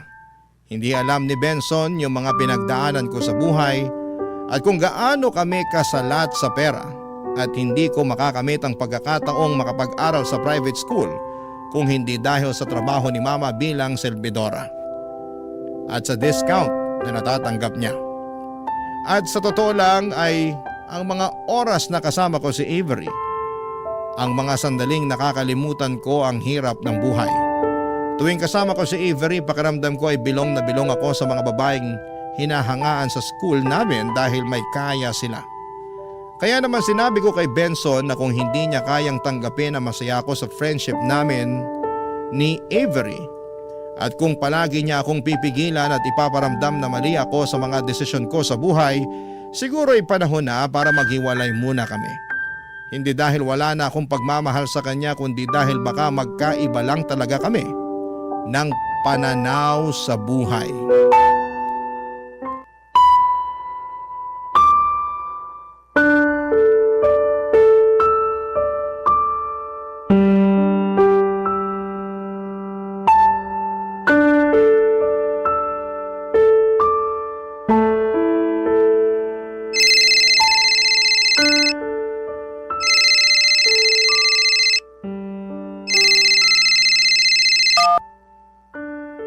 Oh, Benson, kumusta ka? Okay lang naman. Ikaw, kumusta ka? Okay lang ako. Medyo matagal na rin mula nung huli tayo nagkausap na maayos. Kaya nga eh. Bakit ka ba napatawag? Pakiramdam ko nung huli tayo nag-usap, parehong mainit mga ulo natin. Pero ngayon, gusto ko na sanang linawin kung ano ba talaga ang meron tayo. Ang totoo niyan, matagal ko nang gustong pag-usapan yan. Kasi habang tumatagal, palabo na ng palabo tong relasyon natin eh. Yun na nga eh. Benson, aaminin ko na hanggang ngayon, mahal na mahal kita. Aaminin ko rin sa'yo na mahal pa rin kita, Melissa. Pero sa tingin ko, panahon na para magkanya-kanya tayo. Sandali lang. Hinihiwalayan mo na ba ako? Ayoko sanang gawin to pero pinapalaya na kita. Teka, tinawagan kita kasi gusto ko sanang ayusin tong relasyon natin. Pero bakit ganun? Bakit parang pakiramdam ko ayaw mo nang bigyan tayo ng second chance? I'm sorry, pero kasi Sige na, sabihin mo na sa akin. Ano ba talagang dahilan kung bakit sumusuko ka na? siguro mas mabuti kung tsaka na lang muna natin pag-usapan to. Anong tsaka na lang tayo mag-usap? Nandito na to eh. Kaya sige na, sabihin mo na sa akin yung totoo. Pasensya ka na pero nasasakal na kasi ako sa'yo eh. Nasasakal ako sa'yo tuwing pinagsasabihan mo ko kung ano yung dapat at hindi ko dapat gawin. Pero hindi mo man lang ba naiisip o napapansin na lahat ng mga sinasabi ko sa'yo para din naman sa ikabubuti mo? At ano naman yung ikakabuti ko? Hilumayo sa mga taong gusto ko na maging kaibigan dahil lang ayaw mo sa kanila? Sobrang unfair naman yata nun. Masyado ka manipulative at controlling. Pero napakapangit ng ugali ng taong yun. Ng taong gusto mong maging kaibigan. Hindi mo ba naiintindihan yun? Hindi mo ba talaga napapansin na habang tumatagal, mas lalo kang nahahawa sa kagaspangan ng ugali niya? Sinasabi mo lang yan kasi minsan mo na siyang naging ex. Hindi ganun yun. Sinasabi ko to kasi alam ko mismo kung anong klaseng tao siya. At nakita mo naman, di ba? Kung paano niya itrato yung mga tao mas mababa sa kanya. Hindi siya mabuting kaibigan. Hindi siya mabuting tao. Maniwala ka sa akin, Melissa. Malabo nang magbago yung babaeng yun. Tungkol pa rin ba to sa nangyari dun sa cafeteria? Kasalanan din naman kasi nung tatanga-tangang serbidora yun eh. Dapat chinecheck nila na maigi yung mga pagkain bago nila iserve sa mga student. Kung ako yung nasa kalagayan ni Avery nung araw na yon, malamang sa malamang gagawin ko din yung ginawa niya. Ang totoo niyan, dapat hindi na sila nag-hire ng mga matatandang serbidora eh. Actually, kung sa akin nangyari yung nangyari kay Avery, malamang ipapakain ko sa hampas lupang serbidora na yon yung lamok. Naririnig mo ba yung sinasabi mo? Ayan, yan mismo ang dahilan kung bakit ayoko na maging kaibigan mo yung si Avery. Hindi ka naman ganyan dati. Hindi ganyan ang pagkakakilala ko sa'yo. Dahil siguro hindi mo naman talaga ako kilala. Wala ka namang ibang ginawa kundi husgahan at questionin ang bawat galaw ko eh. Sinabi ko na to kanina at sasabihin ko ulit sa'yo. Nakakasakal ka na. Kaya ayoko na. Pagod na ako. Utang na loob, Benson, tigilan mo na ako. Kung lagi mong mamasamain yung concern ko sa'yo, sige. Siguro nga panahon na para tapusin na natin to. Yun nga, tapusin na natin to. Salamat na lang sa lahat. Alam mo, hindi ko ginusto na umabot tayo sa ganito. Ang gusto ko lang naman bumalik yung dating Melissa. Yung Melissa na simple, yung Melissa na hindi nanghihingi ng validation galing sa ibang tao. Ha? Ano ba pinagsasabi mo dyan? Akala mo ba hindi ko napapansin na unti-unti mo nang kinokopya bawat kilos ni Avery? Para kang uhaw na uhaw sa approval at atensyon niya. Ano bang nakita mo sa babaeng yun? Ba't idol na idol mo yun? Mabuti sana kung good influence yung tao eh. Pero hindi naman. Mas naiintindihan ko na ngayon kung bakit kayo naghiwalay ni Avery. Ano sinasabi mo? Siguro katulad ko, nasasakal na din siya sa'yo kasi ang dami mong drama sa buhay. Daig mo pa ang babae sa kakadada mo dyan. Bago mo kami husgahan, tingnan mo kaya muna yung sarili mo sa salamin kasi hindi ka rin naman perpekto, Benson. Sige na, ibababa ko na to. Ayaw na kitang kausap. Ayoko na magkasamaan pa tayo ng loob. Bahala ka sa buhay mo. Maghanap ka ng ibang babae na kokontrolin mo. At yun na nga Papadudo, tuluyan na kaming naghiwalay ni Benson pagkatapos ng tawag na yon. Sa totoo lang ay masakit siya sa simula pero habang tumatagal ay na-realize ko na siguro ay may mga relasyon talagang kahit na anong pilit ay hindi talaga magtatagal. May mga magjowa talaga na kahit mahal ang isa't isa, hindi magkakaintindihan dahil magkaiba ng pananaw nila sa buhay. At naisip ko rin na ayokong tumulad sa mga babaeng iniiwan ng mga kaibigan nila para lamang sa lalaki. Kaya naman pinili kong maging mabuting kaibigan para kay Avery. Kasi sa dami ng tao sa mundo ay madali lang humanap ng boyfriend. Pero ang tunay na kaibigan, yung totoo at totoo rin sa iyo ay madalang lang yon. At noong mga panahon na yon ay si Avery ang akala kong kaibigan ko. Pero paglipas ng ilang linggo ay napansin kong parang may mali na. Unti-unti ay para na akong sinasakal sa pakikisama kay Avery. Sa una ay okay lang. Iniisip ko na baka ganun lang talaga siya o baka nasanay lang siya na palaging may tumutulong sa kanya, pero dumating sa punto na parang hindi na ako ang kaibigan niya kundi alalay na niya. Ako na ang taga-bitbit ng bag niya, tagahawak ng mga libro niya at ang pinaka walang hiya sa lahat.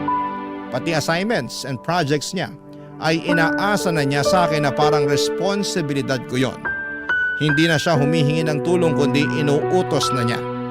Hanggang sa dumating yung araw na napagtanto ko na hindi na ito pagkakaibigan at ginagamit lamang ako ni Avery. Nung una ay tinitiis ko ang lahat kasi iniisip ko na baka stress lang si Avery o baka sanay lang siyang may tumutulong sa kanya kasi lumaki siya sa marangyang pamilya. Pero habang tumatagal ay napapansin ko na hindi na ako kaibigan sa paningin niya at parang ginawa na niya akong personal assistant. At sa mga oras na yon ay bigla kong naalala lahat ng mga sinabi ni Benson. Lahat ng mga babala niya, lahat ng concern niya. Doon ko lang lubos na naintindihan at kahit ayaw kong aminin, siya din pala ang tama sa huli. Kaya naman makalipas ang ilang araw ay nilakasan ko ang loob ko at naisipan ko na baka sakaling hindi pa huli ang lahat. Baka pwede pa kaming mag-usap ni Benson. At kung papala rin ay baka pwede pa kaming magkabalikan. At noong nakasalubong ko si Benson sa hallway ng school namin, hindi na ako nagdalawang isip na lapitan at kausapin siya kaagad, Papa Dudut.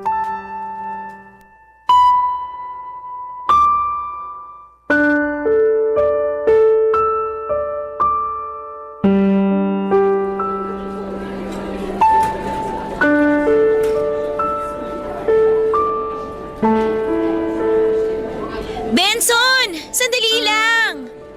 Oh, ba't mo ako kinakausap? Di ba sabi mo nasasakal ka na sa akin? Please naman huwag ka na magtampo. Kinakausap na nga kita ng maayos eh. Pagkatapos kitang tawagan nung last time, ilang linggo mo akong hindi kinibo. Parang awa mo na, kalimutan mo na yun.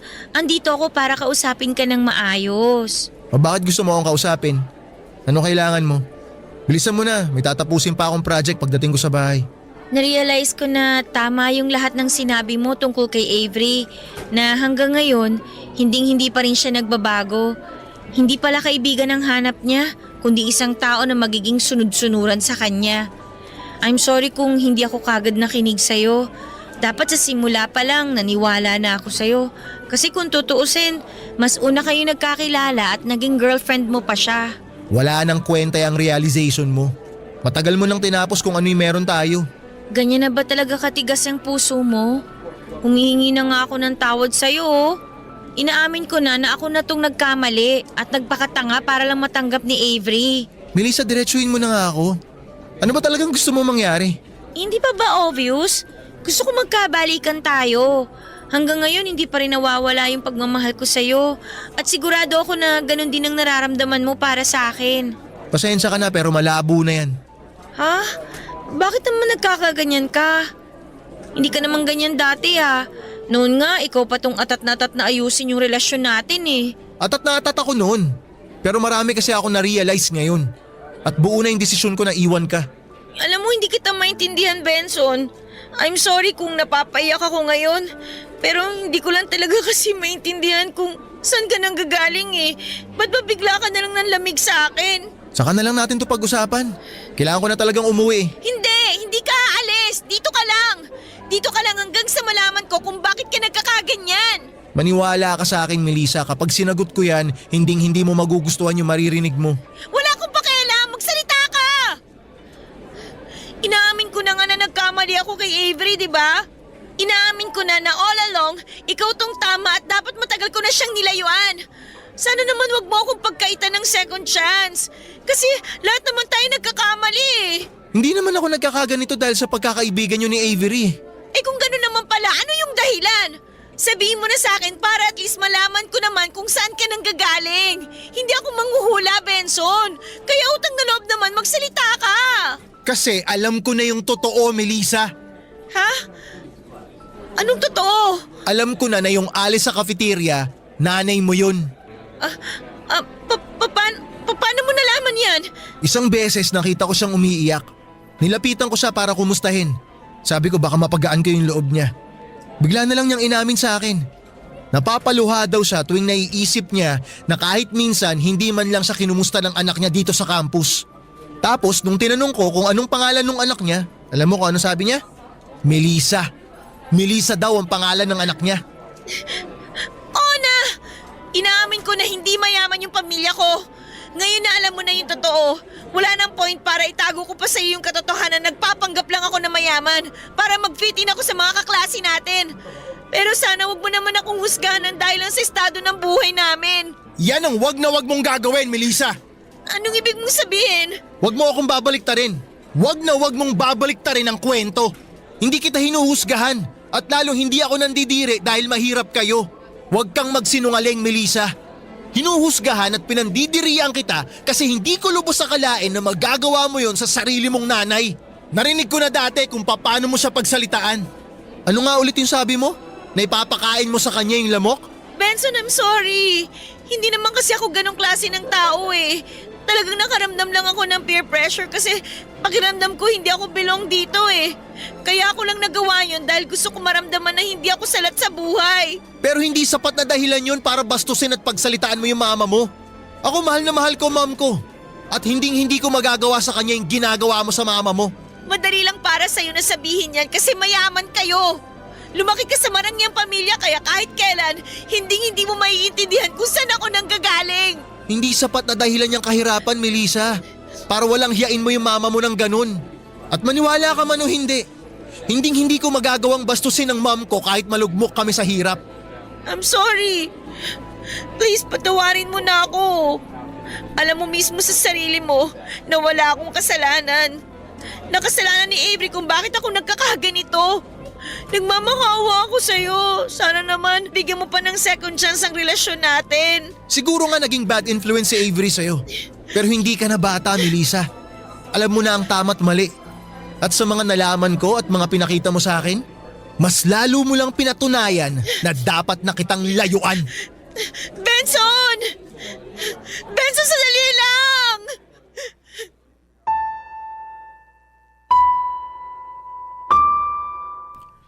Sobrang nagulantang at nadurog ang puso ko ng araw na yon. Hindi ko mapigilan ang luha ko at pakiramdam ko ay parang binagsakan ako ng bagyo at kidlat sa iisang iglap. Hindi ko inakalang malalaman ni Benson ang buong katotohanan tungkol sa tunay na kalagayan ko. At siguro ay kung naging totoo lamang ako sa simula, kung hindi ako nagpanggap at hindi ako nagpadala sa pressure na makisabay sa mga mayayaman naming kaklase, baka iba ang naging ending ng kwento namin. Pero wala na akong magagawa at nangyari na ang lahat. At ang tanging magagawa ko na lamang ngayon ay tanggapin na hanggang doon na lamang talaga ang relasyon namin ni Benson. Ngayon ay single na ako at patuloy pa rin nag-aaral. Sa dami ng mga nangyari ay natutunan ko na hindi mo kailangang magbago para lamang matanggap ka ng ibang tao. Hindi mo kailangang magkunwari para lamang maramdaman mong belong ka. Kasi ang mga totoong tao ay tatanggapin ka maging sino ka man. Habang sinusulat ko po ito ay mas lalo kong nararamdaman ang konsensya at guilt sa mga kung paano ko trinato ang mama ko noon. Kaya unti-unti tinanggap ko na rin ang tunay kong pinagmulan. Natutunan kong mahalin ang sitwasyon ko sa buhay at hindi ito ikahiya. At higit sa lahat ay natutunan kong pahalagahan ng mama ko dahil kahit na hindi kami mayaman ay siya ang dahilan kung bakit nakatungtong ako sa isang private school. At dahil sa kanya kahit papaano ay naaabot ko ang mga pangarap ko na noon ay pinapangarap ko lamang. Para kay mama, mahal na mahal kita at humihingi ako ng tawad sa lahat ng panahong ikinahiya ko po kayo. Ngayon ko lang talaga na-realize kung gaano ka kabuting ina at kung gaano ako kapalad na kayo ang naging mama ko. At para naman kay Benson, aaminin ko na mahal pa rin kita. At kung sakaling naririnig mo man ito, sana'y mabigyan mo pa ako ng isang pagkakataon Ngayon ay masasabi ko nang mas kilala ko na ang sarili ko at handa na akong maging totoo sa sarili ko at sa mga taong nasa paligid ko.